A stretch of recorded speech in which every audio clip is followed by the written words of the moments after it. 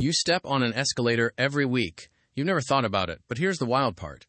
Every single step on every escalator on Earth is L-shaped, not flat. The smooth floor you stand on is a trick. Right, so this is what's hiding behind every escalator side panel, 5 or 6 steps in a row. Each one. Look, see it? L-shape. Flat tread on top, riser hanging down behind. And these L-shapes never change. They don't fold, they don't bend. So if every step is rigid and L-shaped, how does the bottom of the escalator look like a flat conveyor? That is the question. EYY, this is the part you actually stand on.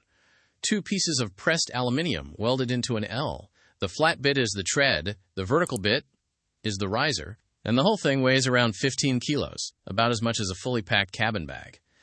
Now here's the bit that catches people out. This L shape does not move.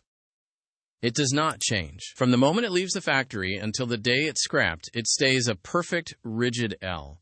So if it's always L-shaped, how do dozens of them end up forming a flat floor at the top? That is where the rails come in. Right, so each step rides on 4 wheels. 2 big ones at the front, called main wheels. 2 small ones tucked at the back, trailer wheels.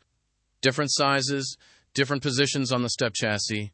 And this part is key. The big wheels run on 1 rail. The small wheels run on a completely separate, parallel rail. 2 wheels per step on each side, 2 rails per side. That's the whole game. Now, in the middle of the escalator, where you're going up at 30 degrees, those 2 rails are at different heights. The front rail sits higher, the back rail sits lower, the vertical gap between them, about 20 centimeters, the height of a step. And because the wheels are pinned to a rigid L, this offset tilts every step at exactly the right angle to form a staircase. The L stays L, the tread stays flat, the riser stays vertical, the rails do everything. What actually drags the steps along? A chain. It runs in a closed loop, threaded through the main wheel hubs on both sides. At the top, a big drive sprocket bites into the chain and pulls. The whole loop moves at about ½ meter per second, roughly walking pace, and a typical metro escalator can shift around 9,000 people an hour. Right, now watch what happens at the top. The 2 rails slowly ramp toward each other.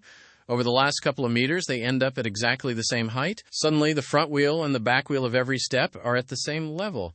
The L shape, remember, it never moves, just rotates as a whole.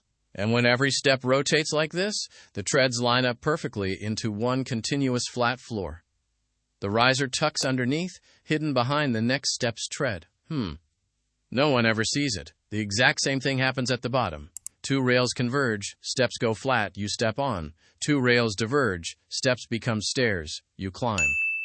2 rails converge again, steps go flat, you step off. Every Delhi metro station, every Mumbai mall, every airport you've sprinted through, same trick. Delhi Metro alone runs over 200 escalators. That is more than the entire Paris Metro. And every single one of them, no folding, no hinges, no clever joints, just 1 rigid L. And 2 really, really clever rails. That's how it works. If you said, "Oh, I see," subscribe, and drop a comment with what you want explained next.